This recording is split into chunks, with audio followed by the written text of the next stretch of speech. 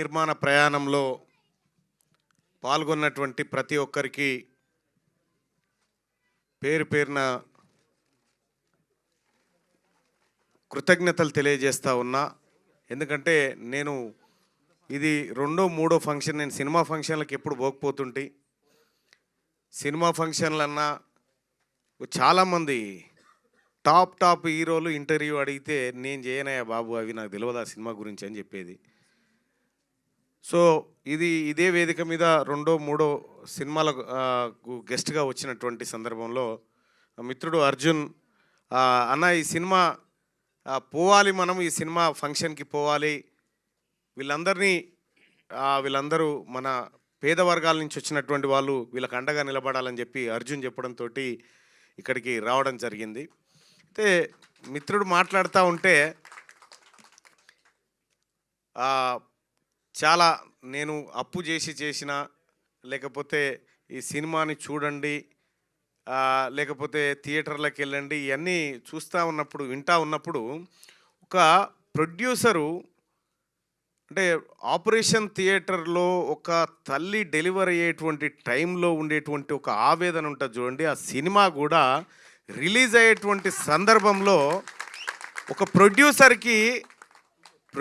కాదు, ప్రొడ్యూసర్ బాగుండాలని ప్రొడ్యూసర్ని అనుసరించి ఏవైతే సహాయం చేసారో వాళ్ళందరూ కూడా దీవిస్తూ ఉంటారు.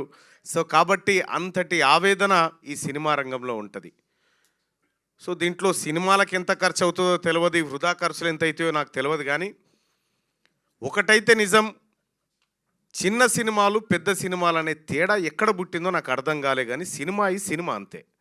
అది చిన్నదా పెద్దదా ఏదనేది పక్కకు పెడితే, నేను కూడా గతంలో నాకు సినిమాలు తీయనికి రాదు, కానీ ఒక ఉద్యమంలో భాగంగా కొన్ని డాక్యుమెంటరీస్ తీయాల్సి వచ్చింది.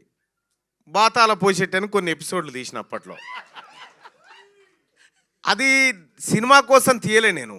అంటే ఈ మూమెంట్ తెలంగాణ రాష్ట్రంలో జరుగుతున్నటువంటి ఒక గతంలో జరిగినటువంటి అరాచకాలను పిక్చరైజ్ చేసిన అంతే.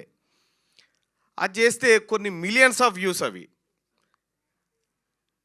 ఈ సినిమాలో కూడా ప్రణయ గోదావరి, ఎంత అద్భుతమైనటువంటి ఆ పదం, ప్రణయ గోదావరి అనేటువంటి పదాన్ని సినిమా టైటిల్గా పెట్టినారంటే, గోదావరి పరవళ్ళు ఏ విధంగా ఉంటాయో ఆ విధంగా ఈ సినిమా కూడా ఉంటుందని నేను అనుకుంటా ఉన్నాను. ఎందుకంటే సినిమాను చూడలేదు, మిత్రుడు చెప్పిన తర్వాత ట్రైలర్ చూసి ఇది చాలా బాగుండేటట్టుందని చెప్పి అని అనుకున్నా, మనసులో అనుకున్నా కానీ బయటపడలేదు. సరే తప్పకుండా వస్తా అని చెప్పిన. ఆ తర్వాత కొద్దిసేపు ఆ ట్రైలర్స్ ఆ సాంగ్స్ చూసిన తర్వాత సో ఏదో బాగానే కష్టపడ్డట్టున్నారు అనేటువంటి నా మనసుకు అనిపించింది. నేను నా జీవితంలో 10 నుంచి 11 సినిమాలు చూసి ఉంటాయి ఇప్పటి వరకు అంతే. నాకు సినిమా రంగంతో పెద్దగా టచ్ లేదు. కానీ ఈ ప్రజలతో, ఈ సినిమా వెనకాల ఎవరైతే కష్టపడ్డారో ఆ ప్రజలతో టచ్లో ఉండాలని అనుకుంటా, అందుకోసం ఈ ఫంక్షన్కి రావడం జరిగింది. సో ప్రేక్షకులు కూడా ఇలాంటి వాళ్ళని ఆదరించాల్సినటువంటి అవసరాన్ని నేను చెప్తా ఉన్నా. ఎందుకంటే వాళ్ళని ప్రోత్సహించడం ద్వారా మళ్ళీ కొంతమందికి ఉపాధి దొరుకుతుంది, కొత్త ఐడియాసు కొత్త సినిమాల రూపంలో బయటకు వస్తుంది. ఇటీవల కాలంలో మనం చూస్తూ ఉన్నాం, కొన్ని సినిమాల్లో చాలా బాధాకరమైనటువంటి విషయాలు కనిపిస్తూ ఉంటాయి. నేను జై భీమ్ సినిమా అనేది నాకు ఒకరు చెప్తే జై భీమ్ సినిమా చూసిన, దానికి ఖచ్చితంగా నేషనల్ అవార్డు వస్తుంది అనుకున్నా, కానీ రాలే. ఏం సినిమాకి వచ్చిందంటే అది ఇదే ఎర్రచందనం దొంగతనం చేసిరు చూడు, అదేం సినిమా, పుష్ప సినిమాకి వచ్చింది.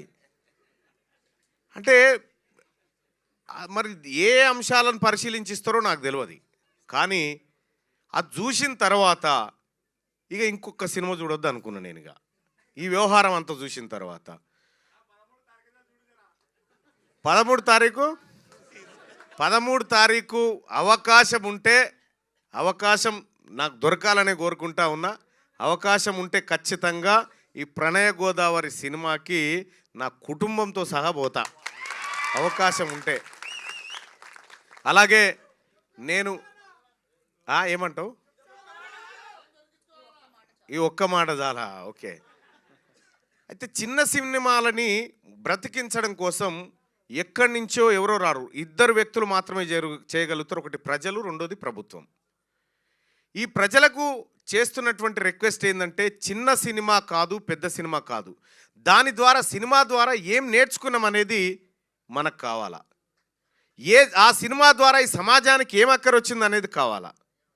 అలాగే నేను తీన్మార్ వార్తలని నేను డిజైన్ చేసేటువంటి టైంలో V6లో నేను ఒక ముసలి క్యారెక్టర్లోకి ఎందుకు, అది మిత్రుడు కూడా పేపర్ వేసుకున్నా అని చెప్పి, పేపర్ వేసినావా, నేను పేపర్ వేసే జర్నలిస్ట్గా మారిన, ఊర్లో పేపర్ వేసే మారిన.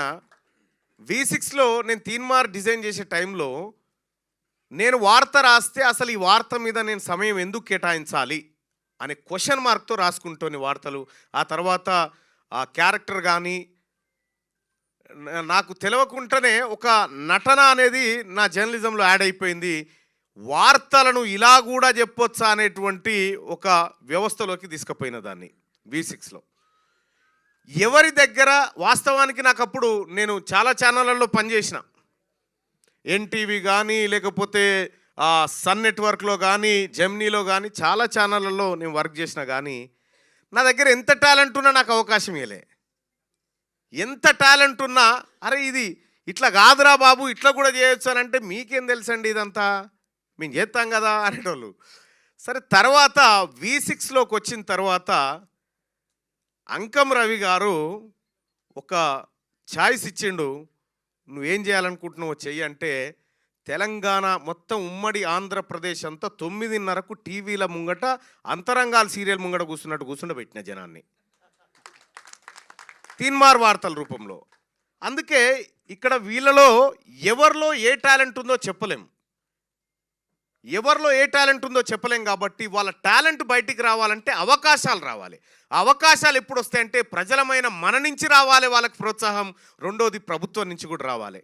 నేను రాష్ట్ర ప్రభుత్వానికి కూడా నాదైనా అవకాశం వచ్చినప్పుడు ఖచ్చితంగా ముఖ్యమంత్రి గారితో మాట్లాడి, ఈ లో బడ్జెట్ సినిమాలు ఏవైతే ఉన్నాయో, ఈ చిన్న చిన్న కళాకారులను ఎవరైతే అనుకుంటున్నారో, చిన్న కళాకారులు కాదు, నవమాసాలు మోసి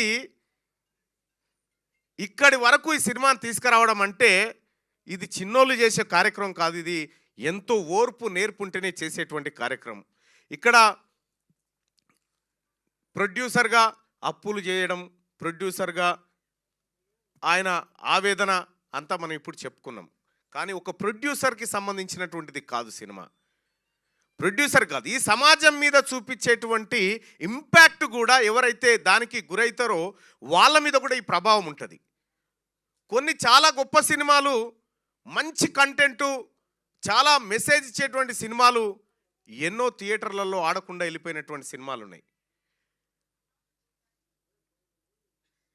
దొంగతనాలు చేసేటువంటి సినిమాలు ఎన్నో వందల రోజులు ఆడినటువంటి రోజులు ఉన్నాయి. అల్టిమేట్గా ఆ సినిమా అయినా ఈ సినిమా అయినా, ఏ సినిమా అయినా కూడా ఇది కొందరి జీవితాలకు లైఫ్ అండ్ డెత్ క్వశ్చన్గా ఉంటుంది. సో ఇటువంటి సందర్భంలో వాళ్ళు మరింత ఉత్సాహంతో ముందుకు పోయే విధంగా ప్రేక్షకులంతా ఆదరించాలని కోరుకుంటూ, ఈ ప్రణయ గోదావరి సినిమా, ప్రణయ గోదావరి నాకు ఇప్పుడు నా కాన్స్టిట్యున్సీ అటు కృష్ణ ఇటు గోదావరి, ఈ రెండు నదుల మధ్య ఉంటుంది నా కాన్స్టిట్యున్సీ. వరంగల్, నల్గొండ, ఖమ్మం. ఇటు గోదావరిది అయిపోయింది. గోదావరి ఒక్కొక్కసారి ఉగ్రరూపం ఎట్లా చూపిస్తూ ఉంటుందో ఆ స్థాయిలో ఈ ప్రణయ గోదావరి ప్రళయ గోదావరిగా మారాలి థియేటర్లో అని కోరుకుంటూ అవకాశం కల్పించిన మిత్రులందరికీ ధన్యవాదాలు. Thank you.